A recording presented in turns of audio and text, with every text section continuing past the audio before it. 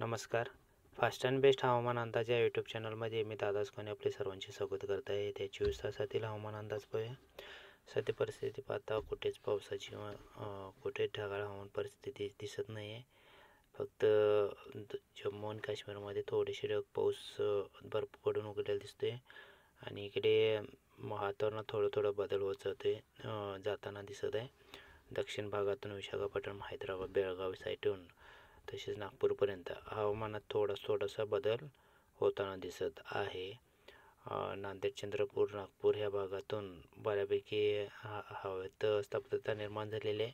त्यामुळे उष्णता वाढण्यास सुरुवात झालेली आहे. उन्हाचा चटका या भागातून बसण्याची शक्यता आहे. नांदेड, चंद्रपूर, रामगुंड, हैदराबाद ह्या भागातून इकडे सोलापूर, सांगली ह्या भागातून सुद्धा आणि तसेच पश्चिम किनारपट्टी साईडला उन्हाचा चटका बसण्याची शक्यता जास्त दिसून येत आहे. आणि सांगली, सोलापूर, हैदराबाद या भागात उंचावरचे ढग असतील, पण पावसाची ढग व ढगाळ परिस्थिती ही दक्षिण भागातूनच दिसून येत आहे. कोयमुत्तूर, तिरुचिरापल्ली ह्या भागातून, बेंगालोर ह्या भागातून ते दिसत आहे. एकंदरीत पाहता ढगाळ हवामान परिस्थिती दक्षिण भारतातच आहे आणि महाराष्ट्राच्या दक्षिण साईडला उंचावरची ढग, ते म्हणजे एखादा दुसरा कुठं तर दक्षिण भागात पाऊस पडला आहे आणि त्याच्यातली उंचावरची ढग येण्याची शक्यता आहे. तत्पूर्वी तापमानात वाढ होताना दिसत आहे. सांगली, सोलापूर, नांदेड ह्या चंद्रपूर ह्या भागातून तापमान वाढ होण्याची शक्यता वाटत आहे.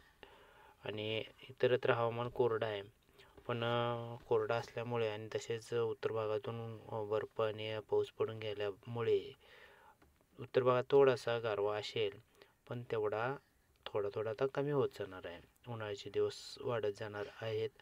उन्हाळ्याचा चटकाही बसत जाणार आहे. विजापूर म्हणजे कर्नाटक जास्त बऱ्यापैकी चांगला आहे. तर म्हणजे जोर होणार आहे, म्हणजे उष्णता वाढणार आहे. सांगली, सोलापूर, कलबुर्गी आणि लातूर साईडला, तसेच अकलूज परिसर, लोणार, नांदेड या भागात 30 ते 34 सेल्सिअस तापमानाची नोंद होण्याची शक्यता आहे.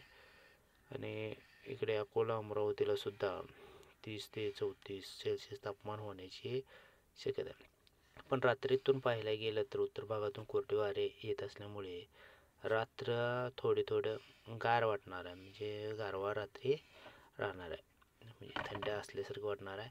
पण तेवढं म्हणजे उद्याच्या भागात असं दिसत नाही की बाबा आजच्या तुलनेत उद्या थंड कमी दिसून यायला लागल्या, पण गारवा ह्यो राहणार आहे. साधारण पश्चिम किनारपट्टी साईडला गारवा राहण्याची शक्यता आहे.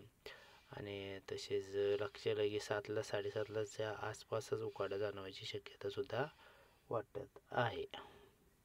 पावसाचा विचार जर करायला गेला तर पाऊस अरबी समुद्रात दक्षिण भारताच्या दक्षिण टोकाला दिसून येतोय. केरळ साईडला म्हणजे दूरवरती येतं आणि इकडे श्रीलंका साईडला म्हणजे हिंद महासागरामध्ये पावसाची शक्यता दिसून येत आहे. इतरत्र त्याचा काय परिणाम आपल्या महाराष्ट्रावरती किंवा उर्वरित देशावरती काही होणार नाही आहे. संपूर्णतः हवामान कोरडं दिसत आहे.